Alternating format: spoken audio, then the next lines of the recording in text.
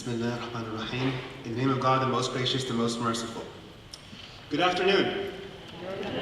Good afternoon. Good afternoon. All right.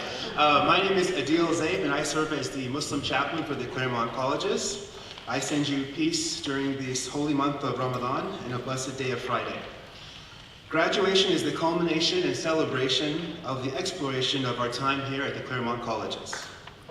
The students have had long nights of drinking, boba, sleepless nights in the library, getting games at Pomona's Reigns, enjoyed the Scripps Resort-style pool, CMC's bougie Athenaeum, Harvey Mudd's endless cookies and ice cream, Pitzer's exquisite dining, and the graduate students at KGI, at CGU and KGI, lots of books.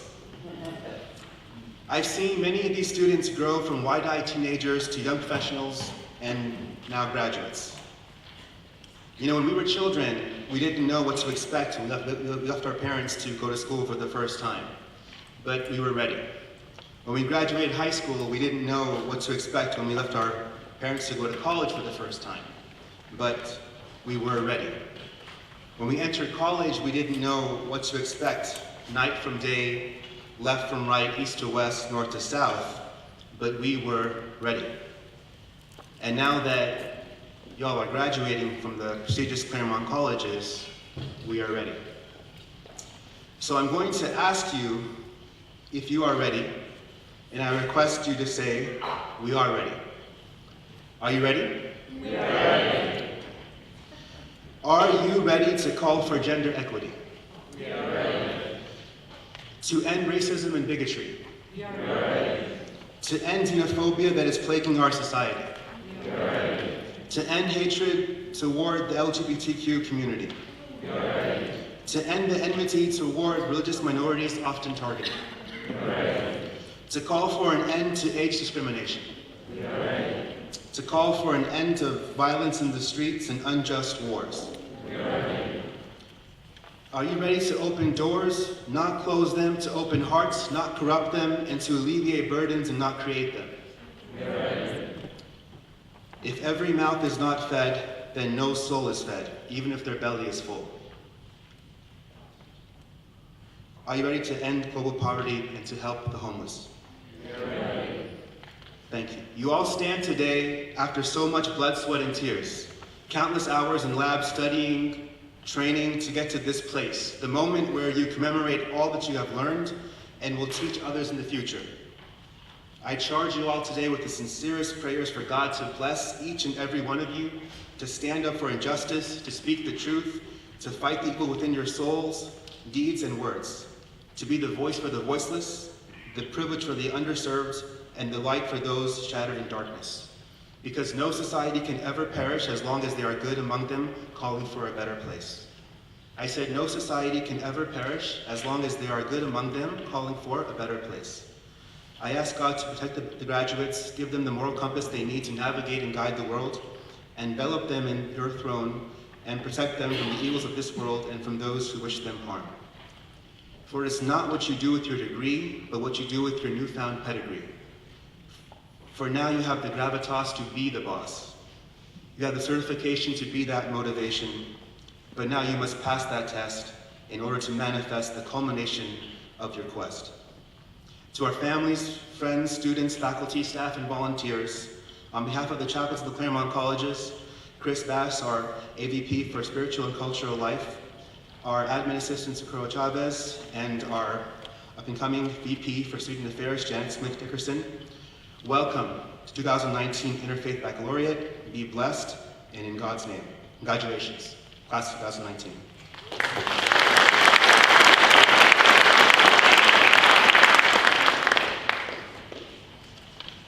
Good afternoon. Thank you, Adil. I bring greetings also on behalf of the presidents of Scripps, Harvey Mudd, Claremont McKenna, Pitzer, Pomona, Keck Graduate Institute, and the Claremont Graduate University, the 7 great schools that comprise this Claremont consortium. It's my privilege also to welcome you to this ecumenical interfaith baccalaureate service. I particularly want to welcome our speaker today, Rabbi Naomi Levy, all of the performers, all of the speakers, and those of you who are graduating seniors in this class of 2019, as well as your family. We're so happy that you're here. This is such a great occasion. The Baccalaureate ceremony has its origins at Oxford University, another consortium, in the 15th century. Traditionally, it's been a space where the spiritual and inner lives of our graduates is nurtured and explored, and we're invited to reflect as well as to give you charges as you continue your journeys forward. So I particularly want to acknowledge those of you who are class of 2019 graduates. Can we give you a hand of applause?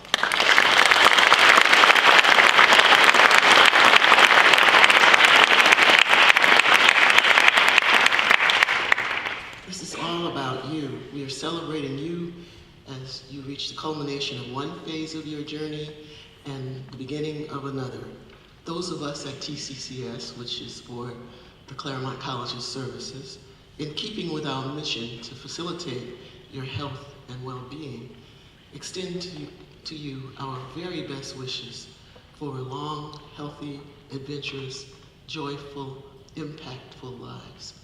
I won't say much more, but I did want to leave you with a few thoughts from some of my favorite theologians and people who speak truth to power.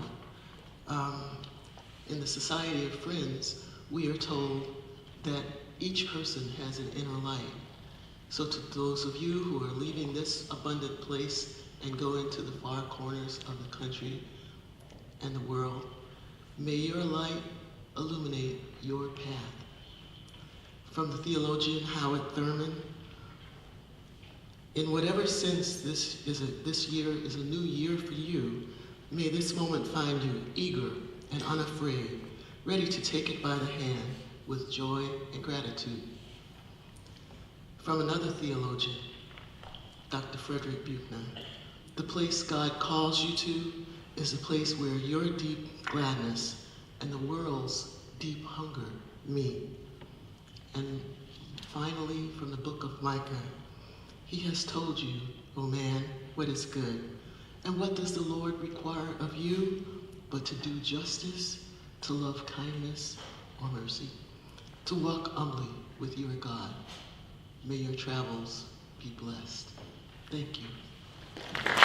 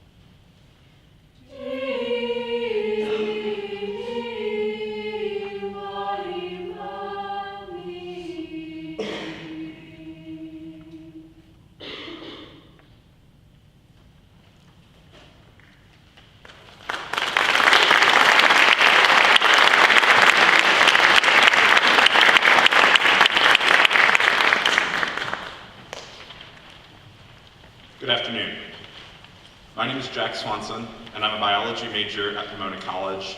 I'm also a member of the Catholic community at the McAllister Center here. Pomona College and the Claremont colleges are special and unique places, but not for the reasons they tell us as seniors in high school.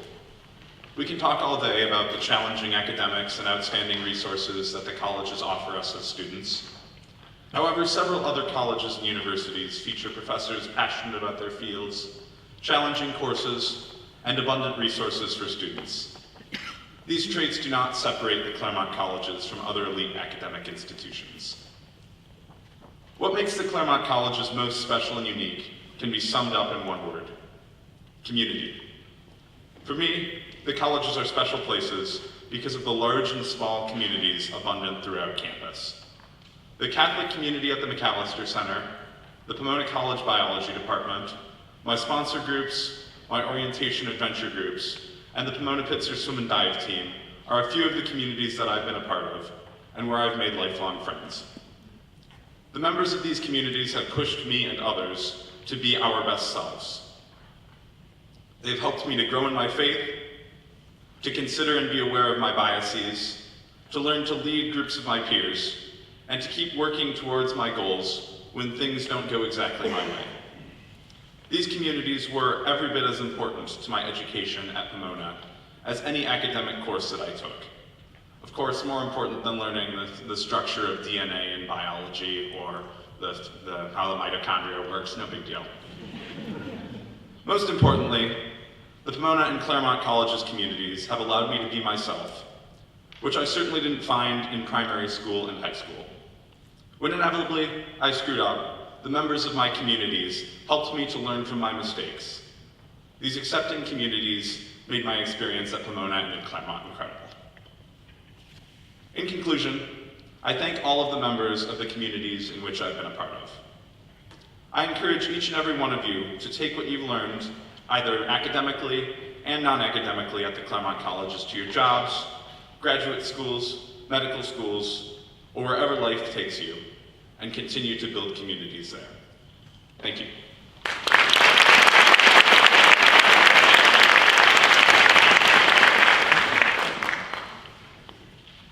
Hello, I'm Hayat Ramsey, and this past year I was the president of the 5C Muslim Association.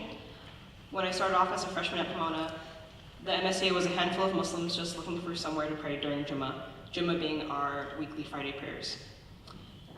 Now, growing up, there wasn't a mosque super close to my house, so Jummah was something we did, but wasn't something that was a huge tradition. But freshman year was a big change, and there was a lot going on, and something about the regularity of going to McAllister every Friday and praying with that small group of Muslims brought a lot of peace to my life, and it quickly became tradition. Outside of Jummah and Eid, however, the Muslim life and community at the 5Cs was still lacking. A lot of that changed, thankfully, when we got our first Muslim chaplain, Adil. Adil has spent countless hours over the past 3 years advising and supporting Muslim students. He has provided religious support, emotional support, mental and social support. He's basically a therapist that knows a lot about Islam. He always has a smile on his face and is there for us with corny jokes, so I want to take a second and recognize Adil for all that he does.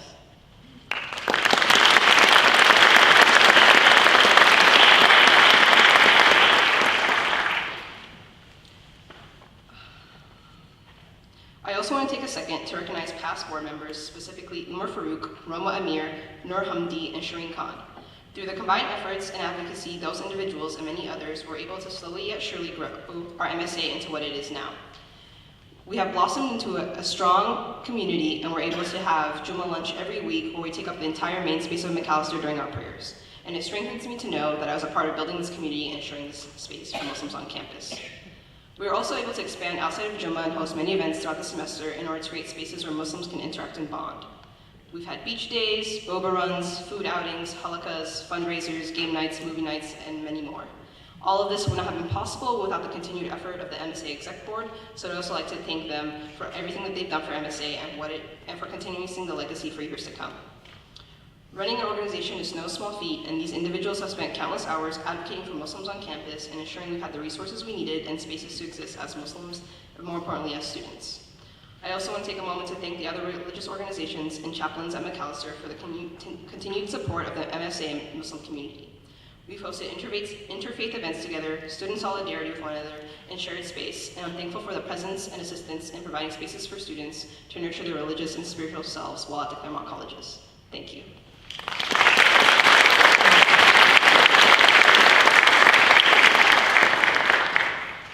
Hello everybody, my name is Andrew Nui. I'm the president of Claremont College's Buddhism, and I wanted to share a few thoughts with all of you today. In my 4 years here in Claremont, there has been one thought that has surfaced again and again.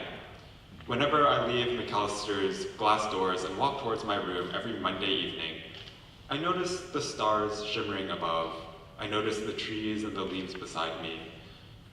And despite having the same routine of walking to my room from McAllister every single week, there has never been once when it was ever the same.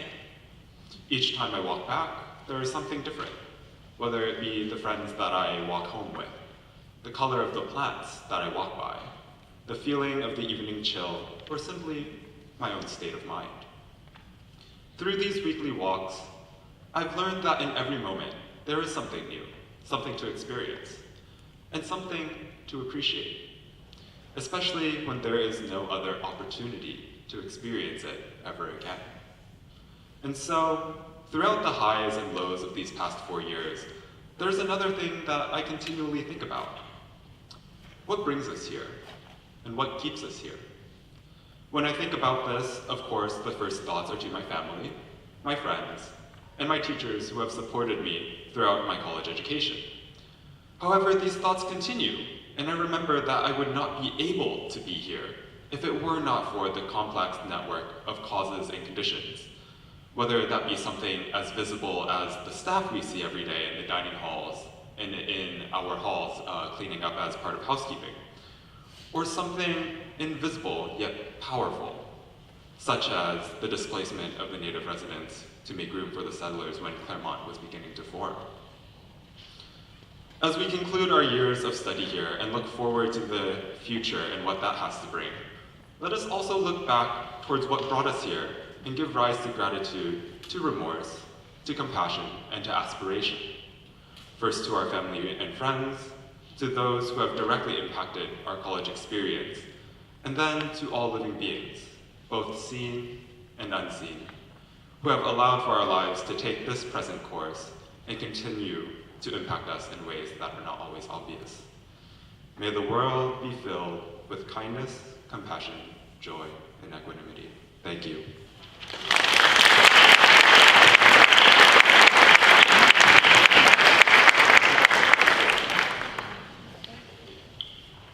Hello, everyone. My name is Leah, and I grew up in a Reformed Jewish household. So I celebrate some of the major holidays like Hanukkah and Passover, but none of the other ones really. And once a week on Friday nights, my family would host the entire family for Shabbat dinners. So the first thing I did when I came to CMC was attend Shabbat dinners. Not because I was a super devout Jew or because my parents forced me to do Jewish things, but rather because Shabbat dinners felt familiar to me in a new environment where everything seemed so new. However, I never intended to do more with the Jewish community than just go to Shabbat. But by the end of my first semester, there was an open Hillel board position that I thought suited me. And at first, I felt a little out of place on the board because other members were talking about Jewish things I never really dealt with. Things like how to lead a prayer service and what the differences were between Reform Judaism and Conservative Judaism. But as the years went on, I slowly learned more about Judaism. I learned about what constitutes a Tu B'Shvat Seder, which usually commemorates the trees and planet Earth like Earth Day. I also fasted for all of Yom Kippur from my sophomore year to my senior year. I baked challah with challah for hunger. And also, just this past semester, I led my first prayer service. And then I led a second service. So over my past 4 years of being involved in Hillel and the Jewish community, I've learned a lot about my religion. But the most important lesson that I learned was the value of a supportive community. It was from my fellow Jews that I learned so much about Judaism, and it was my friends at Hillel that supported me whenever I was struggling. It was the Jewish community that was there to support me during every Holocaust Remembrance Day, and especially with recent events like the shooting at Pittsburgh. So now I can tell you that I'm a proud cultural Jew. Basically, I can't talk to you all about all the Jewish holidays and what each prayer means and what each Torah lesson is, but I feel the most spiritually supported whenever I'm within my Jewish community, whether we're actually celebrating a Jewish holiday or whether we're kicking back and watching Wonder Woman.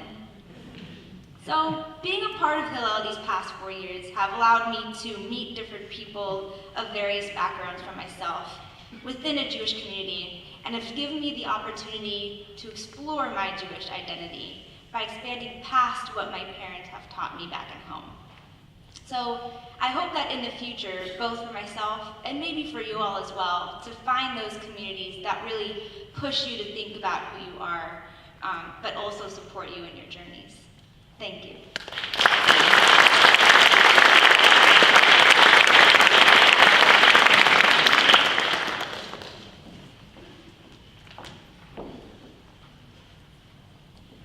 Hi, I'm Julie. I'm a neuroscience major graduating from Pomona, and today I want to share a little bit about my journey negotiating science and my Christian faith during my time here at the Claremont colleges. So to give a little bit of background, I grew up in a non-religious household, and I was actually the first to become a Christian in my household around middle school. And during that time, I actually moved to a different school that was very STEM heavy. And there I began nurturing my love for the sciences. And towards the end of high school, my friends started asking some more controversial questions. So things about like origins of the world or abortion or homosexuality, especially as they relate to the Christian faith. And by the time I came here, I was having a little bit of trouble negotiating science and faith. My first year here, I took a class called Science and Religion, where we read and talked about the relationship between science and faith. And we read about some scholars who claim that science and religion cover two non-overlapping spheres, with science kind of explaining the hows and faith and religion explaining the whys. Other scholars saw the two as inseparable, evolving to explain and accommodate each other over time. And it was in this class that I began to learn about the limits and possibilities of both science and faith. Thankfully, this class was not it. The Claremont Christian Fellowship, or CCF, has been a really welcoming community for me to continue raising these questions about faith. And as a Bible study leader at CCF, I've learned how to not only raise these questions, but also to embrace the different answers that people have to these questions. Without these humans, I would not have had the courage to really integrate my faith and science here.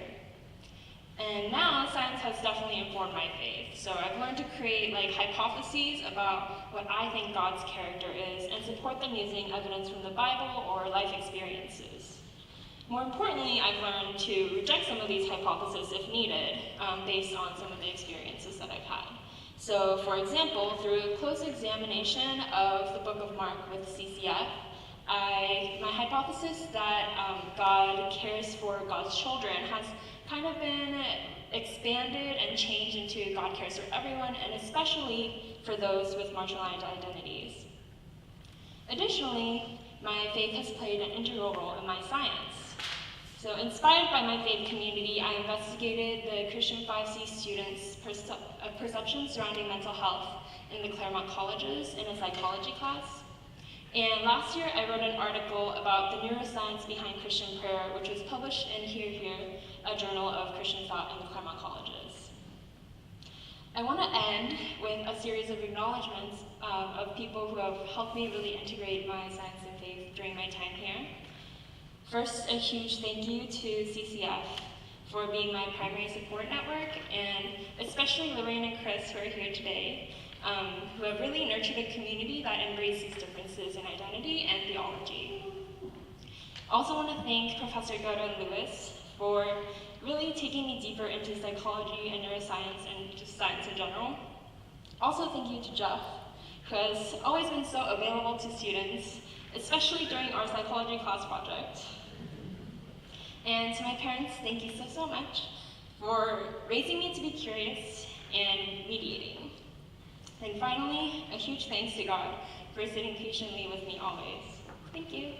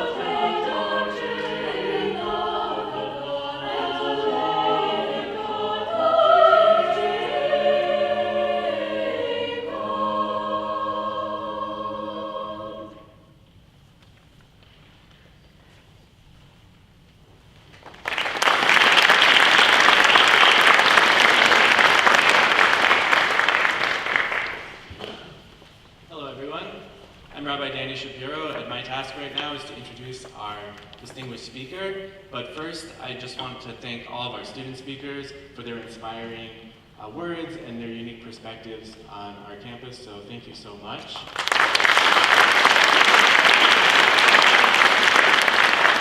And also to the choir, who their songs are just beautiful. It's the first time I had a chance to hear them, and I'm sitting here like thinking that I'm at the high holidays or something, except this time I don't have to be performing them and I can just enjoy them. So thank you to the choir.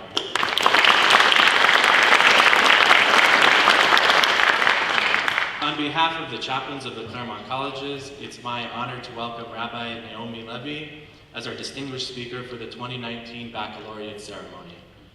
Rabbi Levy is the founder and leader of Nashuva, a groundbreaking Jewish spiritual outreach movement based in Los Angeles. She was named one of the top 50 rabbis in America by Newsweek and has appeared on the Oprah Winfrey Show, The Today Show, and NPR. She was in the first class of women to enter the Jewish Theological Seminary's rabbinical school and the first woman in her movement to head a congregation on the West Coast. She's the author of the national bestseller, To Begin Again, as well as Talking to God and Hope Will Find You. It is a true blessing to have Rabbi Levy with us this afternoon to speak about her newest book, Einstein and the Rabbi, and to speak on the topic of searching for our souls, learning to be faithful to our inner voice. Please join me in welcoming Rabbi Naomi Levy.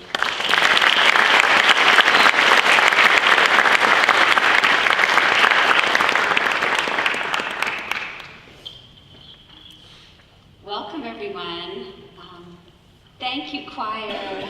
You're just so beautiful. Thank you. And to the students who spoke, God bless you.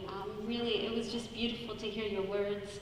And I want to thank all the chaplains for honoring me by inviting me to speak, and also to Dr. Janet Smith-Dickerson.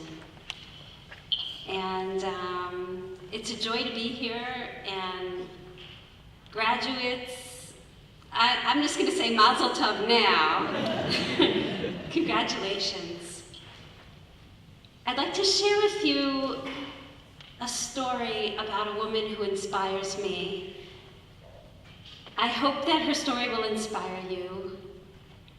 And really, the part of her story that I really want to share with you is what happened to her when she was just about your age. So I hope you'll take the journey with me. It's a little heavy, but I promise it'll end light, okay? Say okay. Okay.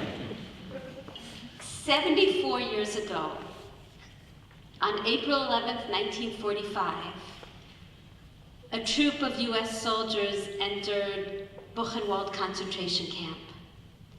And among them was a chaplain, Rabbi Robert Marcus. And when Rabbi Marcus entered Buchenwald, he saw the living hell that all of you have learned about and know about. Corpses piled high. Human beings, the living corpses, starved beyond all comprehension. And then, as Rabbi Marcus walked further and further into this nightmare, he discovered something unbelievable. He discovered children alive. As many of you know, children were the first to slaughter in the concentration camps. And yet Rabbi Marcus discovered 1,000 children alive, boys, in Buchenwald. Apparently, the inmates at Buchenwald had managed to hide and save 1,000 Jewish children. With this miracle in front of him, these children were malnourished, but they were alive. Rabbi Marcus fired off a cable instantly to a welfare organization in Switzerland and said, "Have found 1,000 Jewish boys alive. Please, please make immediate plans to transfer them to orphanages." 1,000 Jewish boys, all of them were orphans. On the other end of that cable in Switzerland, sitting on a desk, there was a young woman, and her name was Judith Feist. What can I tell you about Judith? There she is sitting at a desk reading about this miracle. There have been 1,000 boys found alive in Buchenwald. What can I tell you about Judith? She's 21 years old. Her own father was arrested and slaughtered in Auschwitz. And somehow she and her mother managed to sneak across the border to safety in Switzerland. And here she was, volunteering at this welfare organization in Switzerland. Judith suffered from insomnia, and she was so traumatized by her war experiences that she couldn't eat. She found herself just with no appetite and very frail and very thin. And she read the names of these boys, and she promised herself, for some reason, she needed to go find the boys. Why? Only God knows why. All I can tell you is she felt led. She needed to go find these boys. In the meantime, the boys would stay on with Rabbi Marcus in the Buchenwald concentration camp, where he took care of them, with arms wide enough to welcome them all. There were no parents to hug them and kiss them, and Rabbi Marcus took it upon himself to be their mother and their father and their rabbi and their teacher, with arms wide enough and a heart big enough to embrace them all. And then Rabbi Marcus was able to secure locations for them in orphanages, and he himself insisted on taking them in the same cattle cars that had taken their parents and themselves to these concentration camps. He took the boys in those cattle cars to France. And in France, he took them to an orphanage.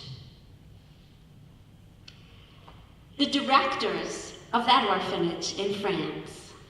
The counselors, the social workers, the doctors, and the nurses anticipated that they'd be welcoming poor, pitiful, well-mannered children, grateful for just any morsel of kindness, grateful for any crumb of food. Guess what? That's not who they received. These boys were angry. They were belligerent. They were unruly. They were disrespectful. Their heads were all shaved, and they had dark circles around their eyes. Their eyes seemed dead. They had no affect in their face, no emotion in their face. They didn't know how to smile. They didn't know how to play. On top of that, they stole everything. At every meal, you could be sure that everything on the table ended up in their pockets. And they were violent. They constantly beat up each other, every day and every night. And the boys trusted nobody, particularly not the doctors who they all feared were like Dr. Mengele, the feared sadist of Auschwitz. The social workers, the psychologists, the doctors at this orphanage passed a judgment about these children. They diagnosed them as damaged beyond repair.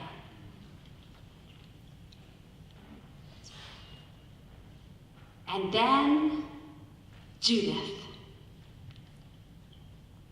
Judith gets on a train searching for the boys. And she arrives at one of the orphanages on a Thursday afternoon.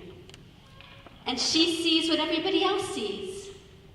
Boys who pay no attention to her, who have zero affect, shaved heads, dark circles, dead eyes, violent, little thieves. She watches, and then Friday arrives, just like today. And as the day wears on, the Sabbath arrives. And Judith watches the boys pray. She takes note of them praying, and she knows deep in her soul, these boys are not damaged beyond repair. Someone put love into them. Someone taught them. Someone raised them. And she believed that they were not lost boys. The Sabbath ended on Saturday night, and the boys returned to their usual violence, their antics, their disrespect. And on Sunday morning, the director of the orphanage up and quits. He said he couldn't take it anymore, the disrespect of these little fiends. And he passed his own judgment on these children. I'm going to quote exactly what he said about them. He passed his own diagnosis about them. Like the other experts who'd passed judgment on them, the director of the orphanage concluded, these boys were born psychopaths, cold and indifferent by nature. He reasoned that it was their callous personalities that had enabled these boys to survive the camps in the first place when so many other children had died. So it wasn't even that the Holocaust had damaged them beyond repair. No, they were born like this, and it was their damaged nature that enabled them to survive when all the good children had been slaughtered. So guess what? The welfare organization in Switzerland immediately contacted Judith, who was visiting the orphanage, and said, Judith, we need you to become the new director of the orphanage. You know what Judith said? Say it again. Yes. Yes. She's 21 years old. There's 100 boys who've been labeled psychopaths, ranging from age 6 to 17. 6 to 17, she's 21, many of them are bigger than her. They're thieves and they're violent. And she has no training, not as a teacher, not as a counselor, not as a social worker, and certainly not as an orphanage director. I met with Judith. She was 95 at the time. And I said, Judith, weren't you even a little scared? She said, no. I knew I was the right man for the job. So Judith takes charge of these 100 little derelicts. And she realizes instantly that she has a lot of tasks in front of her. The first thing she realizes is that she has to learn every boy's name and memorize it instantly. Because up to now, if you turn to a child and you say, excuse me, what's your name? Do you know how he would reply? With the number tattooed on his arm. And she said she saw, if you would look at a child and say, good morning, Adil.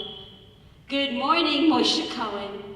She said you wouldn't see a smile necessarily, but you would see something, some expression of humanity would return to this boy.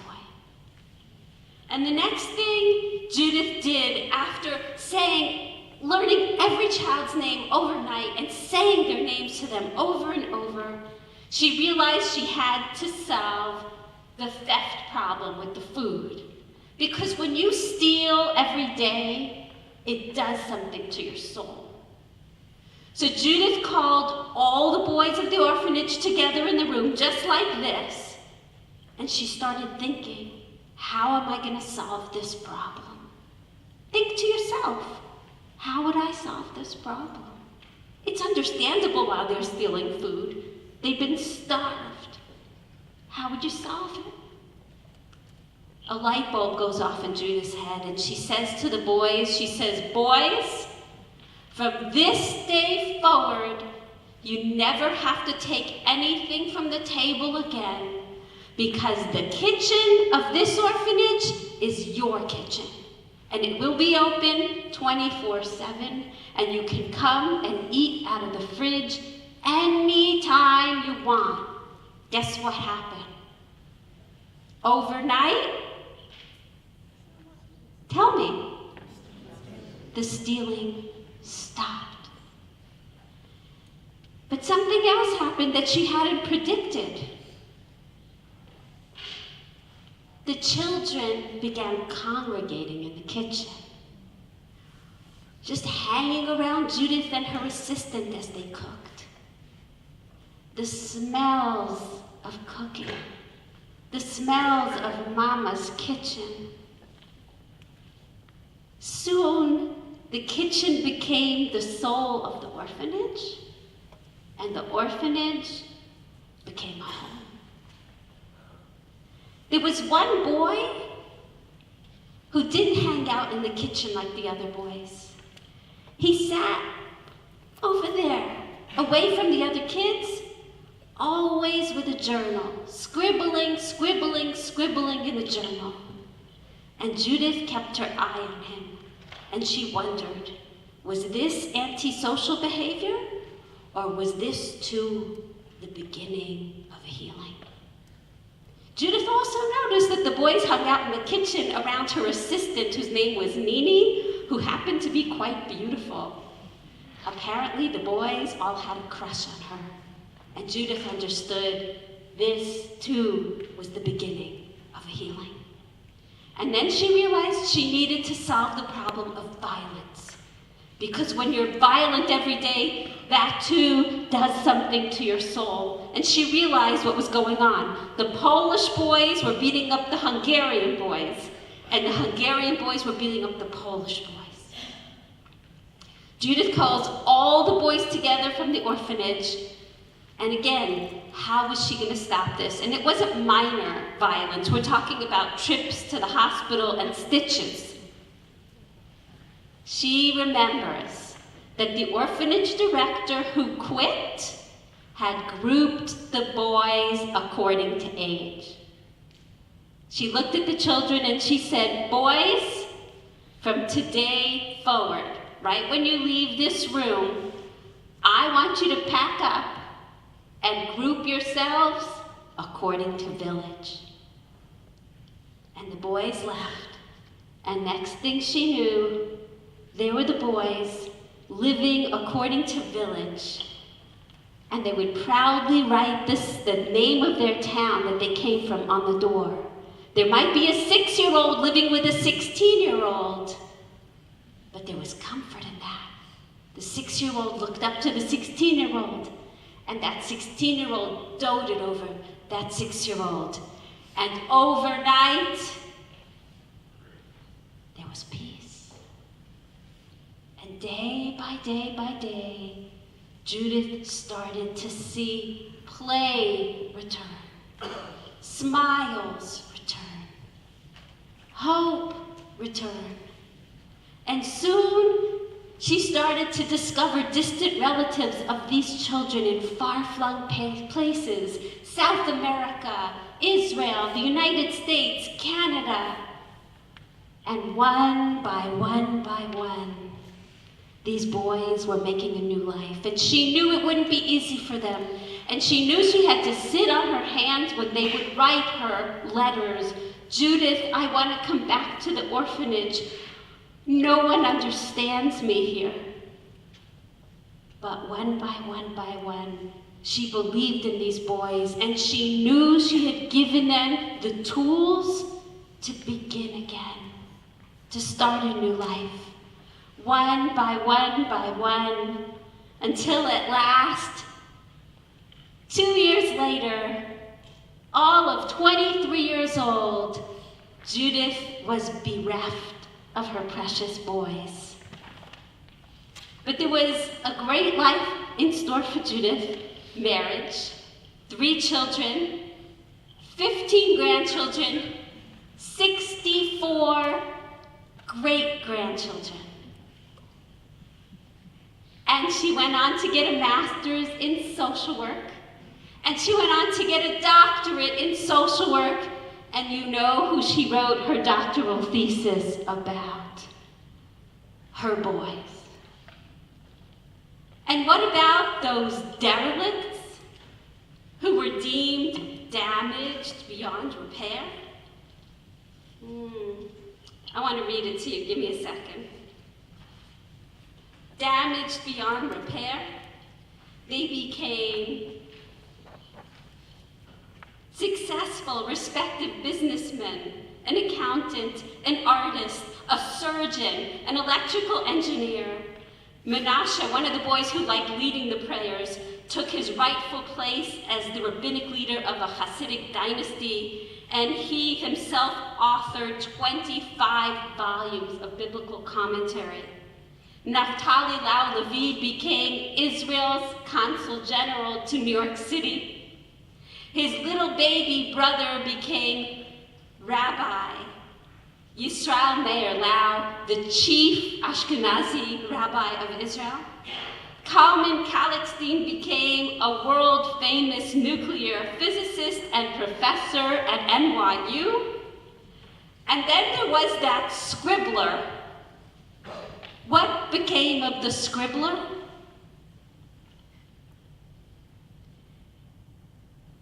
He wrote the first draft of Night under Judith's care in that orphanage.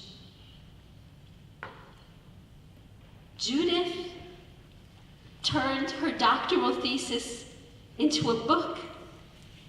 And you know who wrote the foreword to that book. Dear Judith, did you know that we pitied you? We felt so sorry for you. You thought you could educate us? We observed you with amusement and distrust. How did you succeed, Judith, to tame us? Judith, we didn't want your help. We didn't want your understanding. You directed us toward confidence and reconciliation. You supported and encouraged us to choose a stake in the future and in community. Judith, do you realize how much you meant to our very existence? Signed, Ellie Wiesel.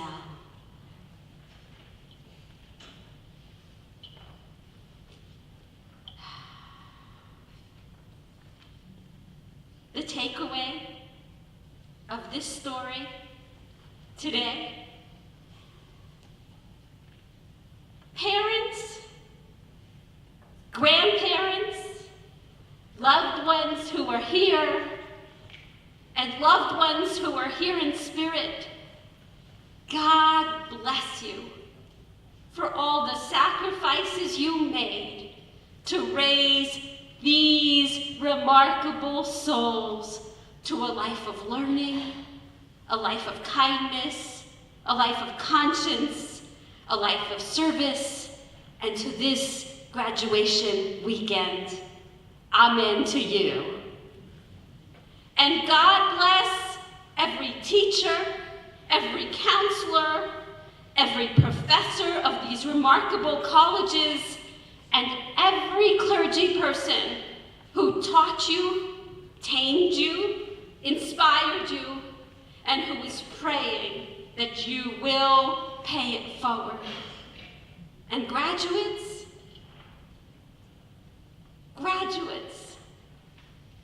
there's a prophecy echoing through time with only you in mind. Listen for it. The world is calling to you. Some corner of this broken world is calling to you. A broken corner that only you can heal.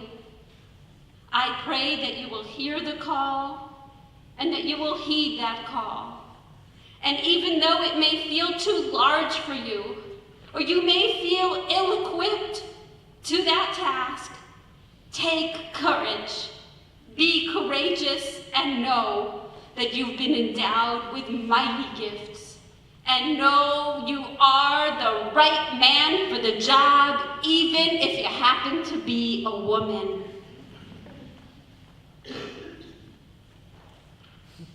Don't give up on lost causes, people or situations dismissed by others as hopeless. Believe in hope and in your ability to help. Trust your soul. You're about to enter the business world or graduate school, and I'm not telling you to break every rule that's been set in front of you. But I am saying, leave a corner of your mind open. Trust your heart and soul, and know that you have the power to uncover a new solution to some old problem. Come from a place of soul, not ego, and you will heal the soul of others, and by doing so, you will heal your own soul too. Bring your soul to your work, and you will find calling. Bring your soul to love, and you will know vulnerability, and you will know intimacy. Bring your soul to your house, and you will create home. Bring your soul to the challenges in front of you, and you will learn the power of perseverance. Yes, the nobility of perseverance. And remember, whatever you pray and dream for yourself doesn't even begin to scratch the surface of what God is praying and dreaming for you. So please, dream big. May God be with you. May health and strength sustain you. May kindness and wisdom enrich you. May nothing harm you. May you be a blessing to this world, and may blessings surround you, now and always. Mazel tov. Congratulations. Hashem imachem. God be with you. Amen.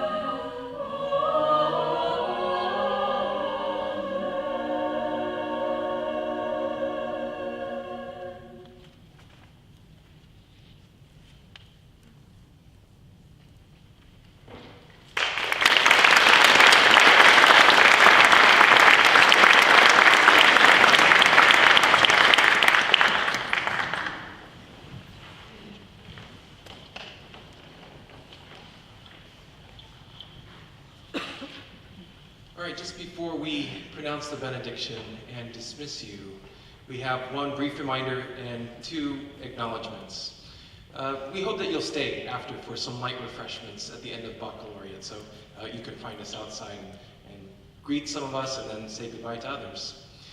So for our acknowledgments, we always, every year, want to and will thank profusely both the affiliates and the community partners of the McAllister Center for Religious Activities, both the ones who are here and the ones who are not.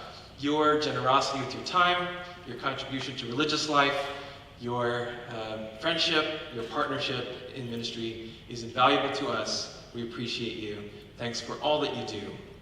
And then lastly, we want to acknowledge and congratulate our former community service coordinator. He was a person who was characterized by indomitable cheerfulness, We could never find him not smiling. And we are so glad for his friendship. Right now, the interfaith garden outside of the McAllister Center misses you dearly. And the garden is a reflection of the chaplains' hearts as well. We miss you too. So I hope that you'll join us in a round of applause in thankfulness and appreciation and congratulations for the newly minted Dr. Seth Rushton. Congratulations.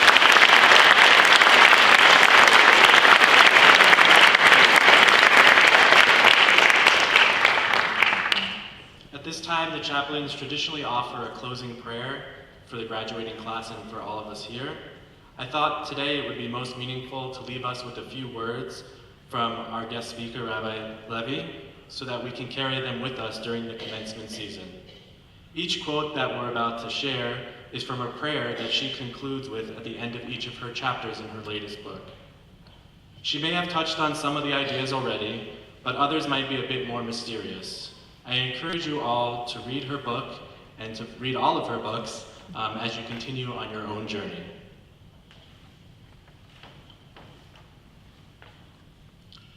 May you meet the soul inside you. May you welcome its timeless teachings, and may you open your eyes to the world it sees and knows, a oneness that encompasses us all. May the me inside you guide you and lead you to claim all your astounding, God-given gifts. May you welcome the journey that is about to unfold. May it lead you to paths of peace. And may you follow the call of your soul. And may you come to laugh with pure joy on the day your deepest yearning becomes a reality. Amen. And you are dismissed. Thank you for being with us.